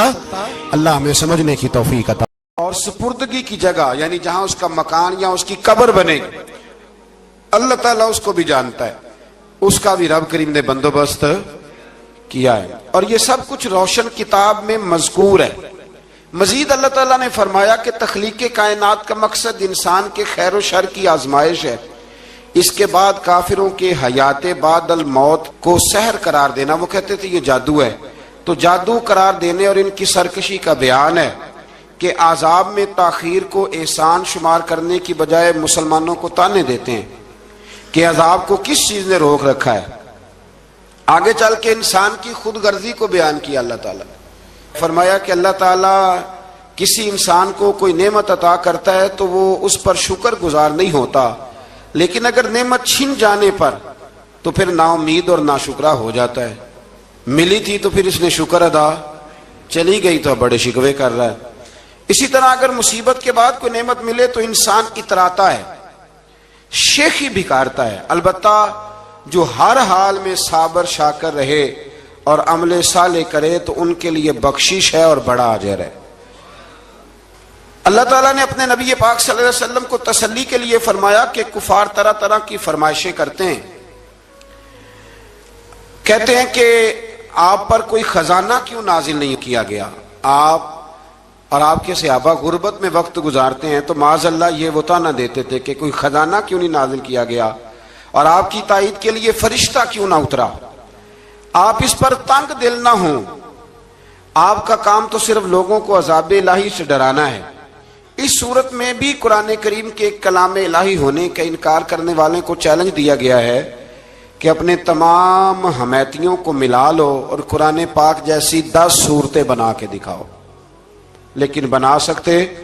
آیت نمبر 15 میں ارشاد فرمایا کہ دنیا اور اس کی زینت کے طلبگاروں کو ان کے اعمال کا اجر اسی دنیا میں مل جائے گا, لیکن آخرت میں پھر ان کا کوئی حصہ نہیں ہوگا. اجر آخرت کے اعتبار سے ان کے اعمال باطل ہو جائیں گے. آیت نمبر 17 میں قرآن کی حقانیت کا انکار کرنے والوں کے لیے نار جہنم کی وعید کا ذکر ہے, اور قرآن کے اللہ کی جانب سے حق ہونے اور بغیر کسی شک کے اس پر ایمان لانے کا ذکر ہے۔ اس کے بعد اللہ تعالیٰ پر جھوٹ باندھنے والوں اور اللہ کے رستے سے روکنے والوں کا ذکر کیا گیا کہ قیامت کے دن ان پر گواہ پیش ہوں گے کہ یہ اپنے رب پر جھوٹ باندھتے تھے اور ان پر اللہ کی لعنت، ان کے لیے دوہرے عذاب اور آخرت میں ان کی یقینی ناکامی کا ذکر ہے۔ یہاں ایک بات آپ سے بھی عرض کروں، ہم بھی کئی دفعہ نا بھولے پن میں کہہ دیتے اللہ نے یہ بھی تو فرمایا نا جی قرآن میں، تو جب تک آپ پڑھ نہیں لیتے یا سن نہیں لیتے تب تک یہ جملہ بولنے کی ضرورت ہے۔ اسی طرح نبی پاک علیہ السلام نے فرمایا جس نے مجھ پر جھوٹ باندھا، جھوٹی حدیث بیان کی، وہ میں نے کہا ہی نہیں تھا پر اس نے جھوٹی حدیث بیان کی، تو حضور فرماتے اس نے حدیث نہیں سنائی بلکہ اپنا جہنم کے اندر مکان بنا لیا ہے۔ تو قرآن و سنت کے معاملے میں جس چیز کا علم نہ ہو، جس کی پوری خبر نہ ہو، آپ اس کے حوالے سے کوئی بات کر سکتے، احتیاط کریں، بہت احتیاط کریں۔ آیت نمبر 23 میں بتایا کہ جو ایمان لائے اور جنہوں نے نیک کام کیے اور اپنے رب کے حضور عاجزی کی تو یہ لوگ ہمیشہ جنت میں رہیں گے۔ مزید فرمایا کہ مومن اور کافر کی مثال ایسی ہے جیسے اندھا اور بینا، مومن گویا دیکھنے والا ہے اور کافر گویا اندھا ہے اور بہرا اور سننے کی صلاحیت رکھنے والا۔ آیت نمبر 25 سے 23 تک میں پھر حضرت نوح علیہ السلام اور ان کی قوم کے حالات بیان ہوئے کہ نوح علیہ السلام نے جب اپنی قوم کو توحید کی دعوت دی اور انکار پر عذاب الہی سے ڈرایا تو قوم کے سرداروں نے ان سے کہا، بھلا کیا کہا؟ کہنے لگے آپ تو ہم جیسے بشر ہیں، تو ہماری طرح ہی ہیں آپ، اور آپ کے پیروکار پسماندہ یعنی غریب لوگ ہیں اور کم عقل لوگ ہیں، ہماری رائے میں آپ کو معاذ اللہ ہم پر کوئی فضیلت حاصل نہیں، بلکہ معاذ اللہ ثم معاذ اللہ۔ کہنے لگے آپ تو جھوٹے ہیں، اللہ کے نبی کو کہہ رہے ہیں معاذ اللہ، استغفر اللہ۔ نوح علیہ السلام نے جواب دیا کہ میں اپنے رب کی جانب سے واضح دلیل رکھتا ہوں اور اس نے مجھے رحمت سے نوازا ہے، لیکن تم میرے مقام کو سمجھنے کی صلاحیت نہیں رکھتے، تم اتنی صلاحیت رکھتے نہیں ہو۔ اور پھر ارشاد فرمایا کہ میں تم سے دعوت حق کے صلے میں کسی اجر کا طلبگار نہیں ہوں اور نہ ہی میں اہل ایمان کو اپنے پاس سے دھتکارنے والا ہوں، اور میں نے یہ دعویٰ بھی نہیں کیا کہ میرے پاس اللہ کے خزانے ہیں، اور نہ میں از خود غیب جاننے والا ہوں، اور نہ ہی میں یہ کہتا ہوں کہ میں فرشتہ ہوں، نہ میں یہ کہتا ہوں کہ جن لوگوں کو تم اپنی نظروں میں حقیر جانتے ہو اللہ انہیں خیر سے نہیں نوازے گا۔ فرمایا یہ ٹھیک ہے کہ اللہ بشروں میں سے رسول بناتا ہے، پر جسے بناتا ہے پھر اسے بڑی شانیں عطا فرماتا ہے۔ پہلے دن سے انسان کا یہ مسئلہ ہے، پہلے دن سے انسان کا یہ مسئلہ ہے کہ وہ کہتا ہے میں انسان سے ہدایت حاصل کروں، لیکن رب نے بھی قانون بنایا ہے کہ اللہ تبارک و تعالیٰ بندے پر ہی وحی فرماتا ہے، فرشتوں اور جنوں کو اللہ نے اس منصب کے لیے منتخب نہیں فرمایا۔ قوم نوح نے کہا کہ آپ نے ہم سے بہت بحث کی معاذ اللہ، پس جس عذاب سے آپ ہمیں ڈرا رہے ہیں وہ لے آئیے۔ تو نوح علیہ السلام نے کہا کہ اللہ چاہے گا تو تم پر عذاب بھی آ جائے گا۔ آیت نمبر 37 سے 47 میں بتایا کہ اللہ تعالیٰ کی طرف سے نوح علیہ السلام کو حکم ہوا کہ ہماری نگرانی میں اور ہماری وحی کے مطابق آپ کشتی بنائیے اور ظالموں کے بارے میں ہم سے کوئی بات نہ کریں۔ حضرت نوح کی خواہش تھی کہ یا اللہ انہیں بھی معاف کر دے، فرمایا یہ ظالم ہے تو میرے نبی ان کے بارے میں مجھ سے کوئی بات نہ کریں، وہ ضرور غرق ہو جائیں گے۔ پھر وہ کشتی بنانے لگے اور جب ان کی قوم کے سردار ان کے پاس سے گزرتے تو ان کا مذاق اڑاتے۔ یہ آپ کیا کر رہے ہیں؟ آج بھی وزیر مشیر بڑے بڑے لوگ اللہ ماشاءاللہ دینداروں کا مذاق اڑاتے نہیں؟ اڑاتے ہیں کہ نہیں اڑاتے مذاق؟ یہ کن کا طریقہ ہے؟ یہ تو قرآن مجید کہہ رہا ہے کہ حضرت نوح کی قوم جو کافر تھی ان کا طریقہ ہے اہل ایمان کا مذاق اڑانا۔ تو وہ مذاق اڑانے لگے۔ نوح علیہ السلام نے کہا کہ وہ وقت آنے والا ہے کہ جب تمہارا مذاق اڑایا جائے گا اور تمہیں پتہ چل جائے گا کہ رسوا کن عذاب کس پر آئے گا۔ اللہ تعالیٰ نے فرمایا جب ہمارا حکم عذاب آ پہنچا اور تندور ابلنے لگا، تندور سے آگ نکلا کرتی ہے، پانی نہیں نکلا کرتا، اور نوح علیہ السلام کی قوم پر جب عذاب آیا تو پانی تندور سے نکلا، تندور سے اللہ نے پانی نکالا، جہاں سے پانی نکلا نہیں کرتا، تندور ابلنے لگا۔ اللہ اکبر۔ تو اللہ تبارک و تعالیٰ نے فرمایا تو ہم نے نوح علیہ السلام سے کہا کہ آپ خود اور اپنے گھر والوں کے ساتھ اس کشتی میں سوار ہو جائیں اور اہل ایمان کو بھی سوار کر لیں اور ہر چیز کے جوڑے یعنی نر اور مادہ کو سوار کر لیں، اور ان کے ساتھ ایمان والے بہت کام تھے۔ حضرت نوح علیہ السلام دعائیں پڑھتے ہوئے سوار ہو گئے۔ پھر کیا ہوا، کشتی انہیں پہاڑوں جیسی موجوں میں لے جا رہی تھی کہ نوح علیہ السلام الگ کھڑے ہوئے اپنے بیٹے سے فرمانے لگے، اے بیٹے ہمارے ساتھ کشتی میں سوار ہو جا اور کافروں کے ساتھ نہ رہو۔ اس نے یعنی نوح علیہ السلام کے بیٹے نے کہا کہ میں آپ کے ساتھ نہیں بیٹھوں گا، ابھی کوئی پہاڑ آئے گا تو میں پہاڑ کی پناہ لے لوں گا۔ اگر کسی نیک آدمی کا بیٹا کبھی غلط نکل آئے تو اس کا مطلب یہ نہیں کہ اس نے تربیت ٹھیک نہیں کی، ہاں یہ اعتراض چھوڑ دیں، اس لیے کہ نوح علیہ السلام کا بیٹا کافر ہو گیا، اور جب سیلاب نظر آیا تو اس سے کہا کہ آجا سوار ہو جا، تو کہنے لگا میں نہیں بیٹھوں گا، میں تو کسی پہاڑ کی پناہ لے لوں گا اور میں اس کے اندر چھپ جاؤں گا اور وہ پہاڑ مجھے پانی سے بچا لے گا۔ نوح علیہ السلام نے کہا آج اللہ کے حکم کے سوا کوئی بچانے والا نہیں ہے سوائے اس کے جس پر اللہ رحم فرمائے۔ پھر ان دونوں کے درمیان موج حائل ہو گئی، ایسے ایک موج اٹھی اور حضرت نوح کا بیٹا ڈوب گیا۔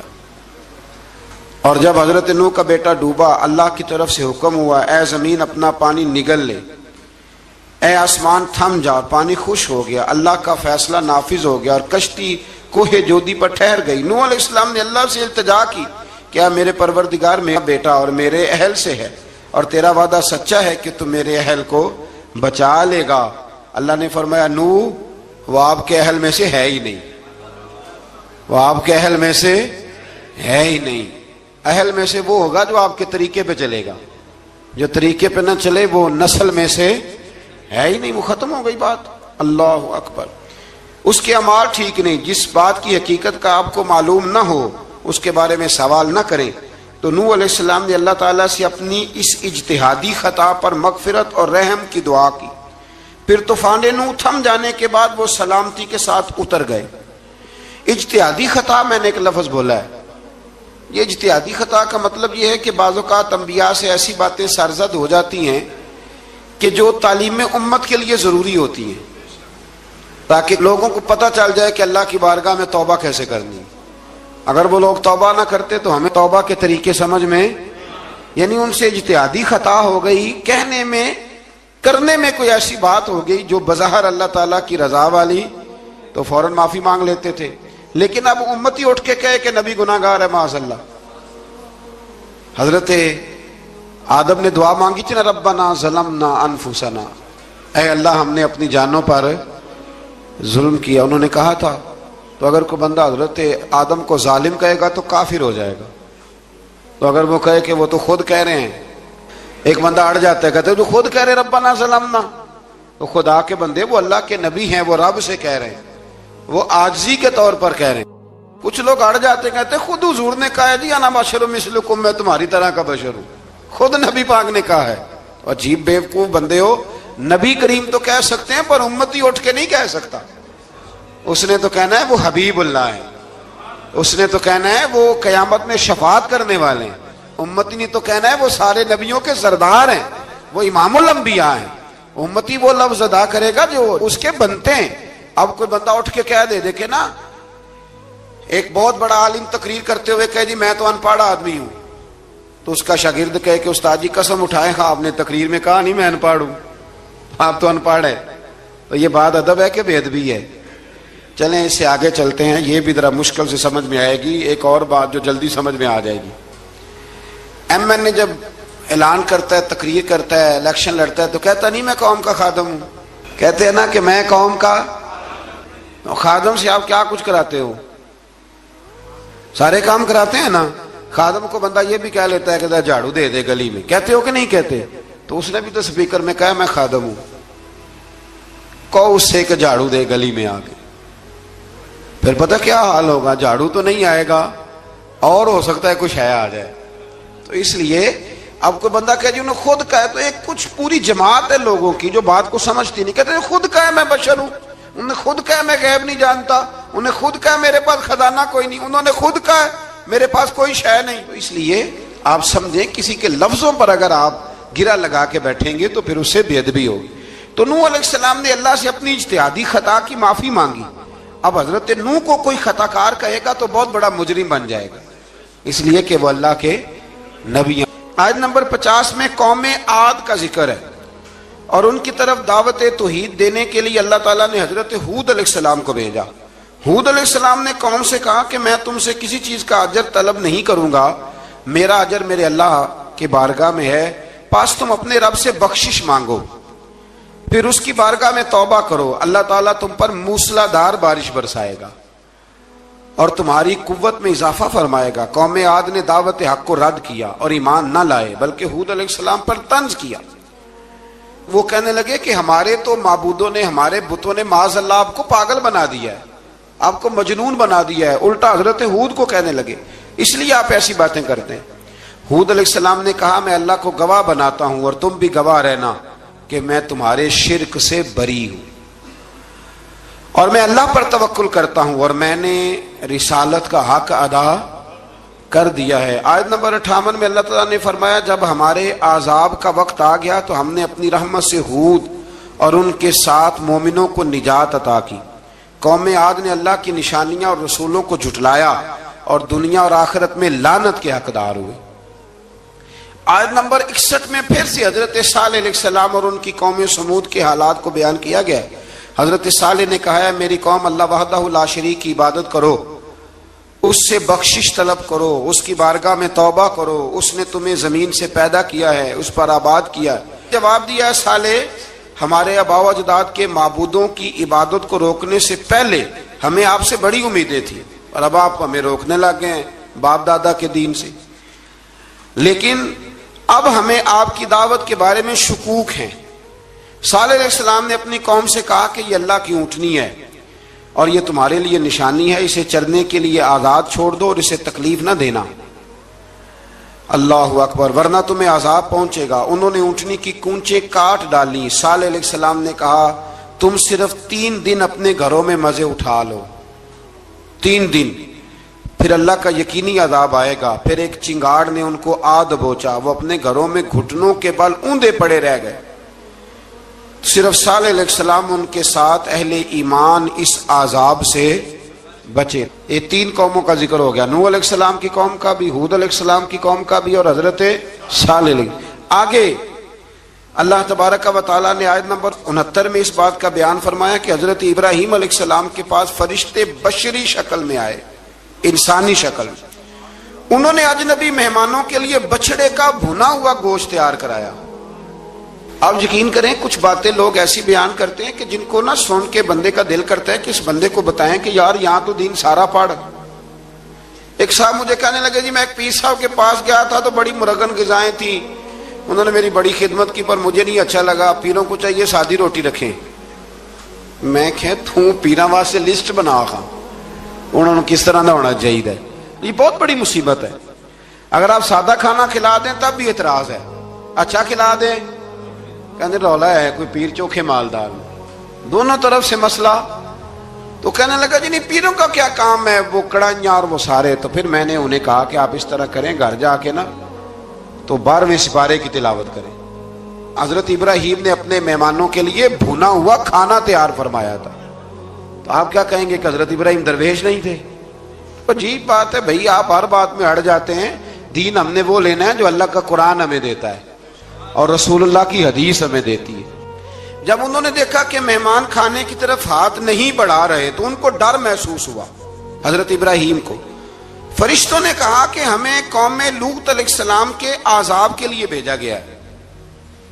حضرت ابراہیم کی بیوی کھڑی تھی، اس پر وہ مسکرائیں تو فرشتوں نے اللہ کی طرف سے انہیں حضرت اسحاق علیہ السلام اور اس کے بعد حضرت یعقوب علیہ السلام کی بشارت عطا. اسحاق علیہ السلام حضرت ابراہیم کے بیٹے ہیں اور یعقوب علیہ السلام پوتے ہیں، اور یعقوب علیہ السلام کے بیٹے یوسف علیہ السلام. ہاں اللہ اگر چاہے تو 7 نسلوں میں نبوت رکھ دیتا ہے اگر اس کی منشا ہو. تو حضرت یعقوب کی بشارت دی. انہوں نے حیرت سے کہا کہ ہم دونوں میاں بیوی تو بوڑھے ہیں، اس عمر میں اولاد کیسے ہوگی؟ تو فرشتوں نے جواب دیا اے ابراہیم کے گھر والو، تم پر اللہ کی رحمتیں اور برکتیں ہوں. اللہ کی قدرت پر تمہیں کیوں تعجب ہے؟ اللہ فرماتا ہے کہ بیٹے کی بشارت سن کر ابراہیم کا خوف دور ہو گیا، اور پھر وہ قوم لوط کے بارے میں گفتگو کرنے لگے۔ ابراہیم بہت بردبار، اللہ سے آہوزاری کرنے والے اور اس کی طرف رجوع کرنے والے تھے۔ اللہ تعالیٰ نے حضرت ابراہیم علیہ السلام کو فرمایا، اے ابراہیم اس گزارش سے آپ گریزہ رہیں، اس کا یقینی فیصلہ ہو چکا ہے اور ان پر نہ ٹلنے والا عذاب نازل ہو کے رہے گا۔ وہ کیا گناہ کرتے تھے لوط علیہ السلام کی قوم میں؟ میں نے بتایا تھا، مرد مردوں سے بدفعلی کرتے۔ تو حضرت ابراہیم نے بھی عرض کی، بار بار گزارش کی، بحث کی کہ اللہ مہربانی فرما ان کا عذاب۔ آپ دیکھیں نبیوں کے حوصلے کتنے بڑے ہیں، قومیں تنگ کرتی ہیں اور طرح طرح کی باتیں کرتی ہیں، اور پیغمبر پھر بھی کہتے ہیں یا اللہ مہربانی فرما، اے اللہ ان سے عذاب۔ آیت نمبر 77 میں حضرت لوط علیہ السلام کی قوم کی بدعمالیوں اور لوط علیہ السلام کے اپنی قوم کو بدعمالیوں کے باعث فرشتوں کی آمد، قوم کے بدعمال لوگوں کے دوڑ کر آنے اور حضرت لوط کو ان کے سمجھانے اور ان کے انکار پر مضطرب ہونے کا ذکر ہے، جس پر فرشتوں نے حضرت لوط کو تسلی دی کہ آپ فکر نہ کریں، ہم آپ کے رب کے فرشتے ہیں، یہ آپ اور ہم تک نہیں پہنچ سکیں گے۔ آپ رات کے آخری حصے میں قوم کی طرف توجہ کیے بغیر ہجرت فرما لیں، اس لیے کہ صبح کے وقت ان پر عذاب آئے گا۔ جب اللہ کا عذاب آیا تو اس نے بستی کے اوپر کے حصے کو نیچے کر دیا اور قوم لوط کے اوپر اللہ کی طرف سے لگاتار نشان زدہ پتھر برسائے گئے، لگاتار پتھر آئے۔ آیت نمبر 84 میں اللہ تعالیٰ نے حضرت شعیب علیہ السلام اور ان کی قوم کا ذکر فرمایا ہے اور ان کے جرائم کو بیان کیا گیا ہے۔ وہ ناپ تول میں کمی کرتے تھے، دوسروں کو چیزیں کم تول کر دیتے تھے۔ اللہ تعالیٰ نے ان سے فرمایا کہ فساد فی الارض سے باز آؤ اور اپنے سے پہلے سرکش امتوں کا انجام دیکھ لو۔ جب حضرت شعیب کی نصیحتوں کا ان پر اثر نہ ہوا تو پھر اللہ تعالیٰ نے انہیں بھی عذاب سے ہلاک کر دیا۔ آیت نمبر 94 میں فرمایا کہ جب ہمارا عذاب آیا تو ہم نے اپنی رحمت سے حضرت شعیب اور ان پر ایمان لانے والوں کو بچا لیا، اور ظالموں کو ایک زبردست چنگاڑ نے پکڑ لیا تو صبح وہ اپنے گھروں میں اوندے منہ پڑے تھے، گویا وہ کبھی وہاں آباد تھے ہی نہیں۔ آیت نمبر 96 میں حضرت موسیٰ علیہ السلام کو عطا کیے جانے والے 9 معجزات کا ذکر ہے۔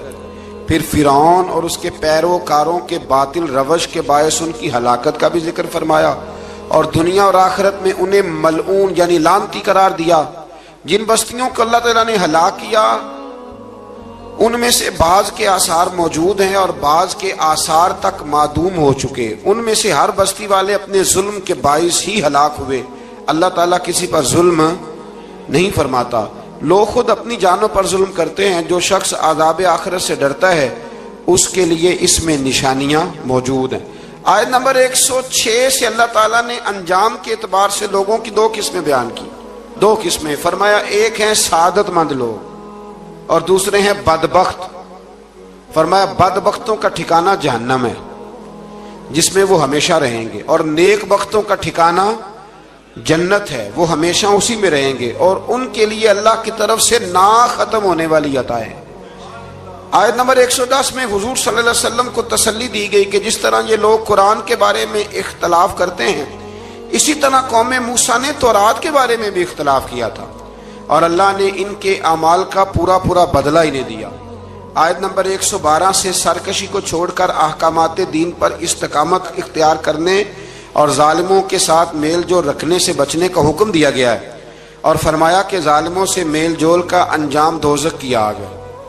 ہم لوگ نہ شکوہ کرتے ہیں، کسی حکومت کو بنے ہوئے 6 مہینے گزرتے ہیں تو شکوہ شروع ہو جاتا ہے، حالانکہ وہ خود تو نہیں نہ بنتے، ان کو کوئی بنانے والا ہے۔ تو ظالم کا جو مددگار ہوتا ہے وہ بھی ظالم ہوتا ہے، اس لیے احتیاط کریں۔ اور یہ صرف سیاستدانوں کی بات نہیں، دنیا کے ہر معاملے میں آپ غور کریں کہ آپ کسی ظالم کے مددگار تو نہیں۔ اللہ تعالی ہمیں حق پر استقامت عطا فرمائے۔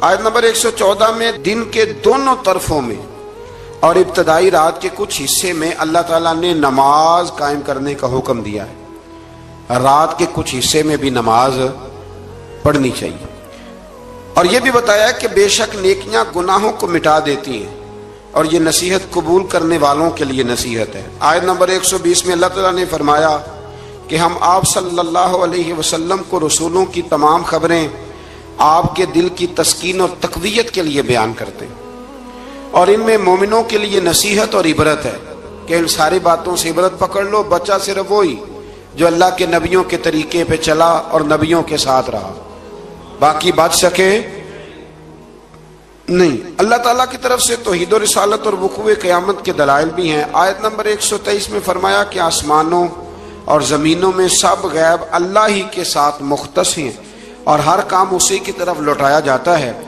آپ اسی کی عبادت کیجئے، اسی پر توکل کیجئے، اور آپ کا رب لوگوں کے اعمال سے غافل نہیں ہے۔ اسی بارے میں نا آگے سورۃ یوسف شروع ہو رہی ہے۔ اس کو اللہ تعالیٰ نے کہا ہے کہ یہ بڑا پیارا قصہ ہے، احسن القصص کا، قصوں میں سونا قصہ۔ تو یہ کچھ 12ویں پارے میں اور کچھ 13ویں پارے میں ہے۔ میں نے یہ ارادہ کیا ہے کہ یہ ایک ہی دن پوری بیان کی جائے۔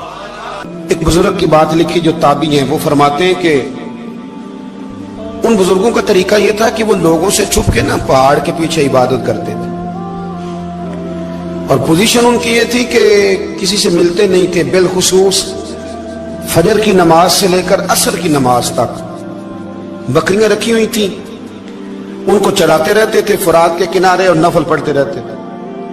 اس وقت کو ملنے بھی نہیں آتا تھا۔ ایک شخص بڑی دور سے ان کی شہرت سن کے آیا، میں نے تو ملنا ہے۔ لوگوں نے کہا وہ اس وقت نہیں ملتے، ناراض ہوتے۔ اس نے کہا اللہ کا بندہ ہے نا، ناراض ہو بھی جائے گا تو لمبا ناراض رہے گا نہیں، اللہ والے جلدی راضی ہو جاتے ہیں۔ پہنچ گئے۔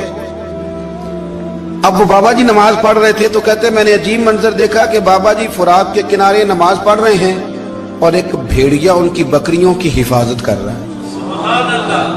کہتے میں حیران رہ گیا کہ بھیڑیا تو بکریاں کھایا کرتا ہے اور یہاں چرا رہا ہے۔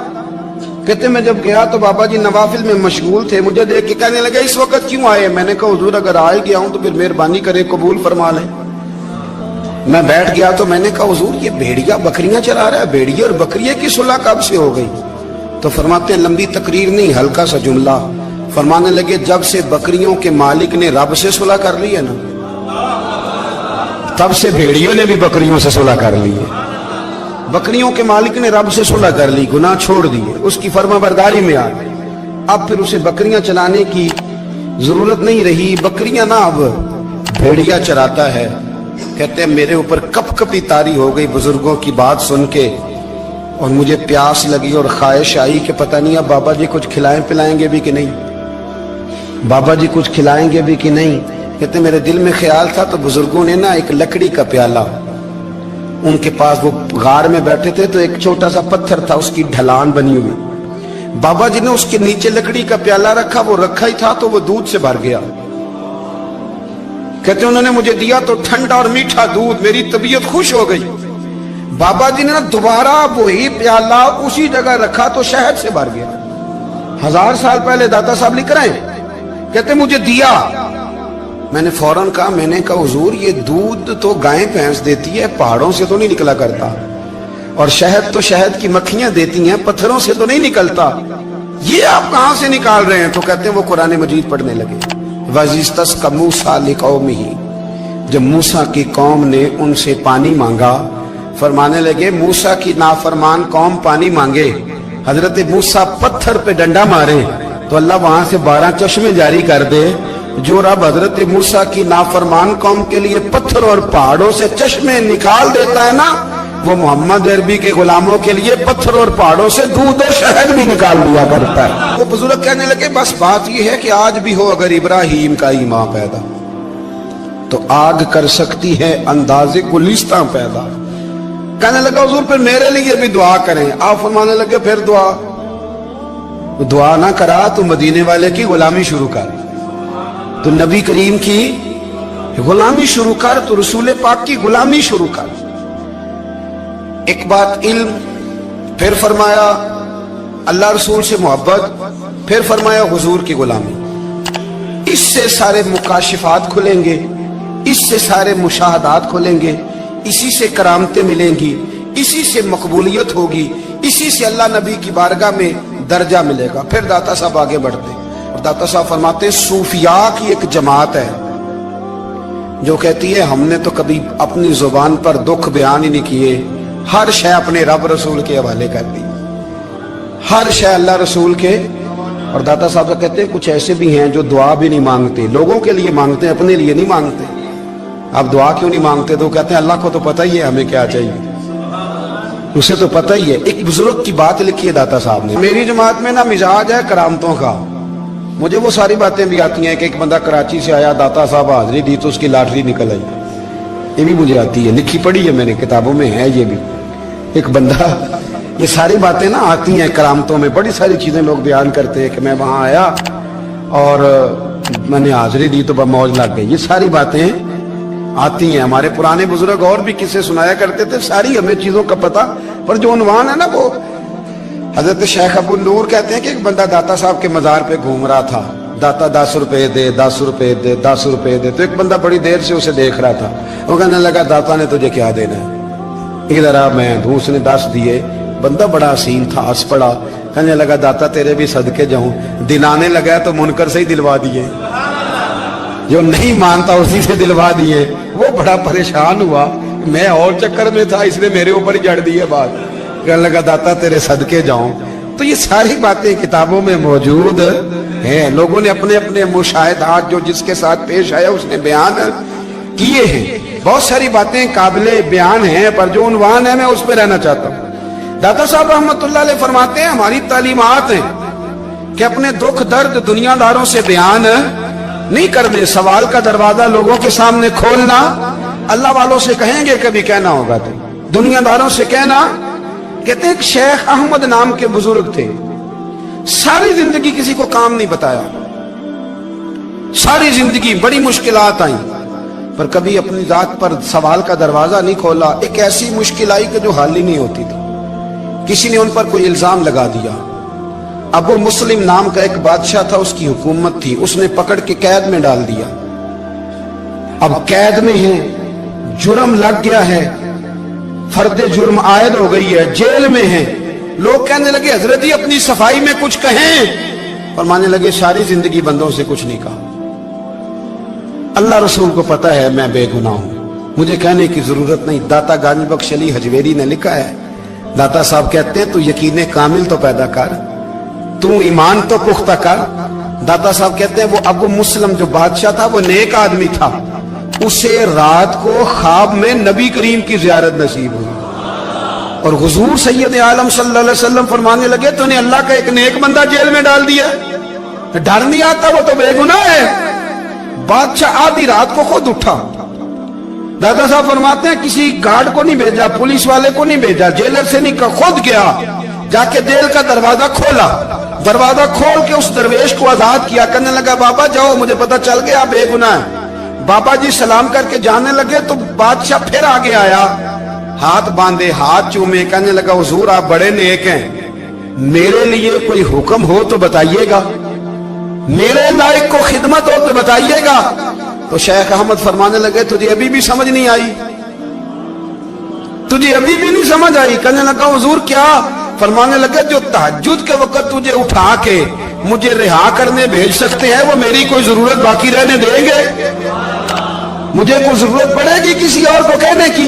जो तहज्जुद के वक्त तुझे उठा के भेजते हैं कि जा खोल जाके दरवाजा, वो जरूरत रखेंगे मेरी? जरूरत मुझे रहेगी कि मैं तुझे और कोई काम, अभी में तुझे समझ नहीं आई? तो दाता अली अजमेरी रहमतुल्लाह अलैह फरमाते हैं असल में हमारी तबीयत है, हमने बंदों से दिल लगा लिया है, दिल अल्लाह रसूल से लगाओ, किसी बंदे से लगाना तो उससे लगाओ जो अल्लाह वाला हो।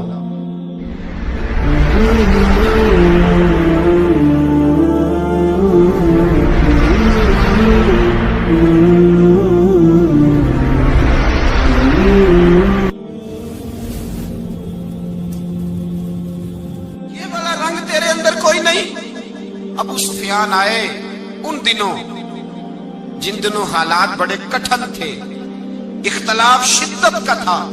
अबू सुफियान आए हुजूर की बारगाह में, आए किस लिए? मक्के में कहत पड़ गया है, बारिश नहीं होती। उधर उस समामा बिन असाल यमामा कबीले के सरबराह कलमा पढ़ के मुसलमान हो गए। सारी गंदम उस कबीले से आती थी। समामा कहने लगा तुम मेरे मुस्तफा को नहीं मानते, कोई गंदम नहीं, भाग जाओ, एक बारिश कोई नहीं। दूसरी गंदम कोई नहीं। अबू सुफियान तड़प के दरे रसूल पे हाजिर हुए। अभी थोड़े दिन गुजरे हैं, ओहद में हुजूर के दांत शहीद किए। अभी थोड़े दिन गुजरे, हुजूर को सताया है। अभी थोड़े दिन गुजरे, हजरत अमीर हमजा का कलेजा निकाल के चबाया है।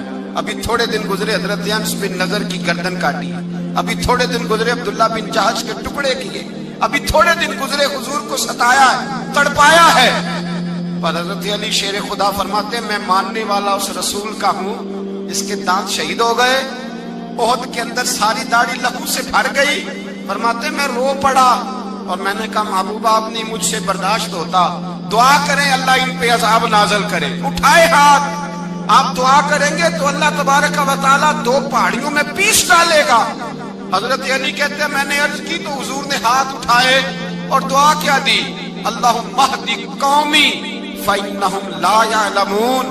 ऐ अल्लाह मेरी कौम को हिदायत दे दे, ये जानते नहीं ये क्या कर रहे हैं। अल्लाह इन्हें हिदायत दे। ये इखलाक हसना का मेयार। थोड़े दिन पहले हुजूर के साथ ये रवैया। अबू सुफियान अब बेहाल हो गए, बच्चे भूख से मरने लगे, जानवर प्यास से मरने लगे।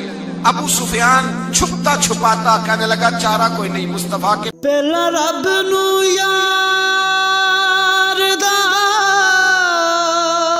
शौक होया,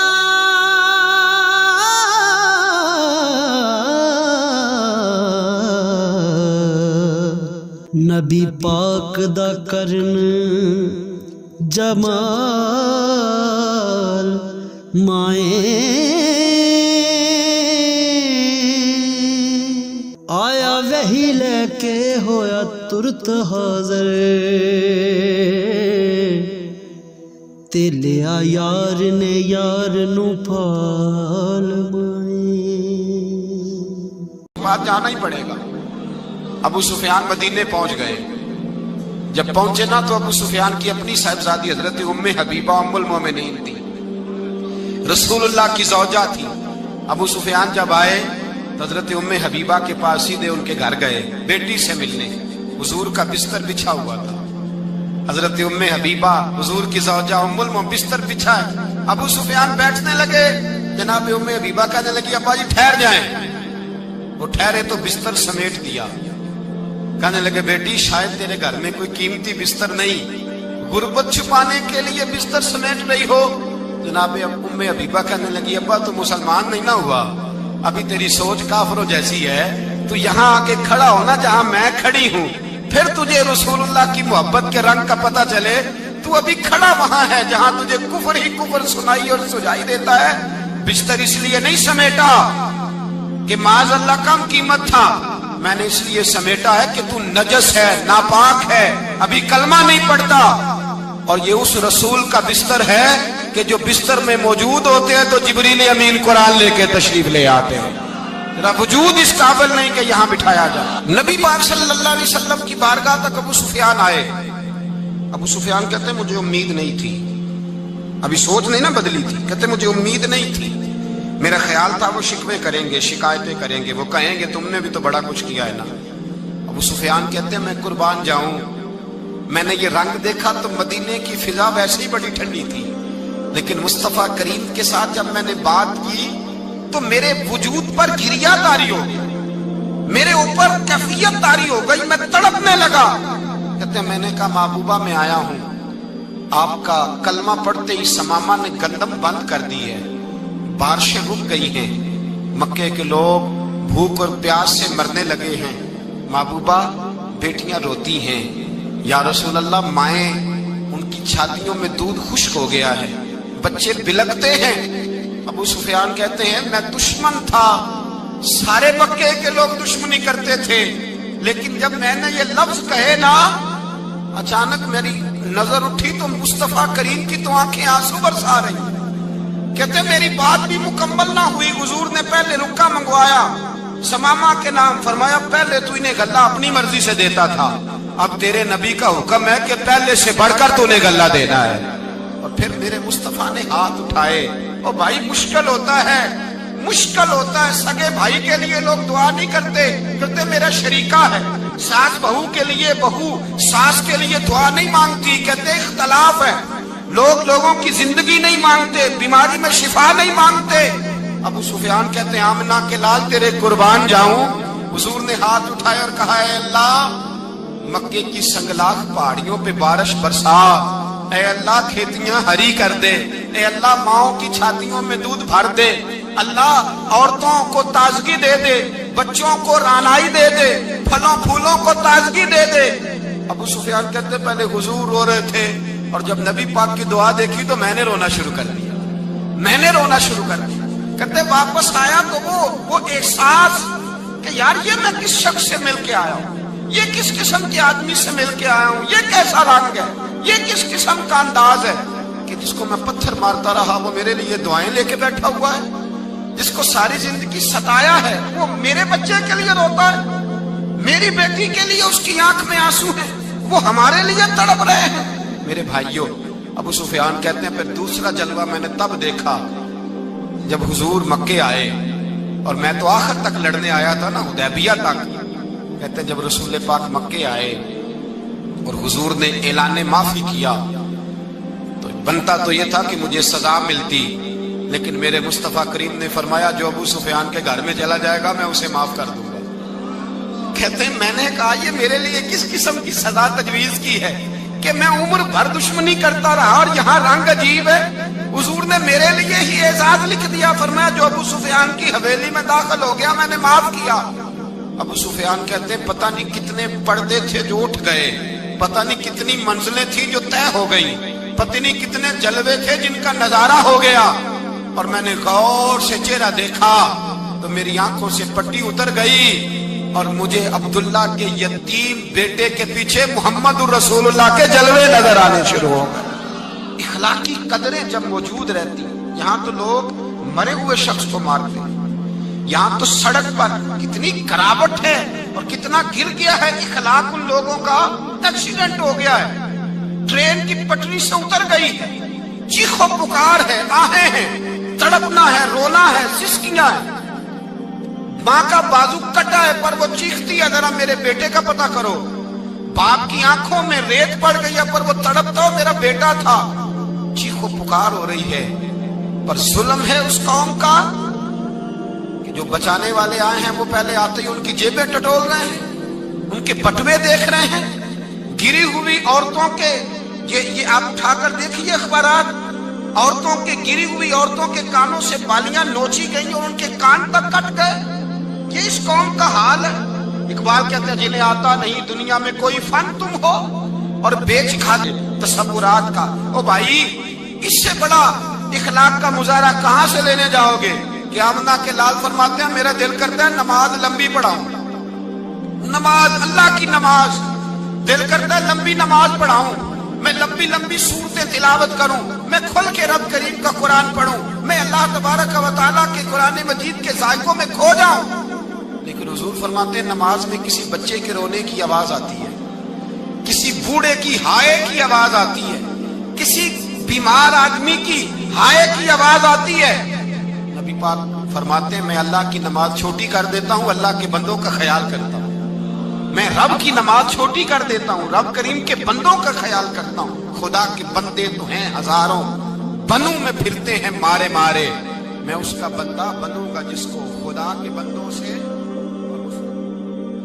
میرے حبیب کریم سید عالم صلی اللہ علیہ وسلم نے فرمایا اللہ کریم نے بندے کو مخلوق کو پیدا کرنے سے پہلے جو تحریر سب سے پہلے لکھی تھی نا، اللہ نے اپنے پاس جو جملے سب سے پہلے لکھے تھے بندے بنانے سے بھی پہلے، وہ فکر یہ تھے کہ ان رحمتی سبقت اعلی غضبی.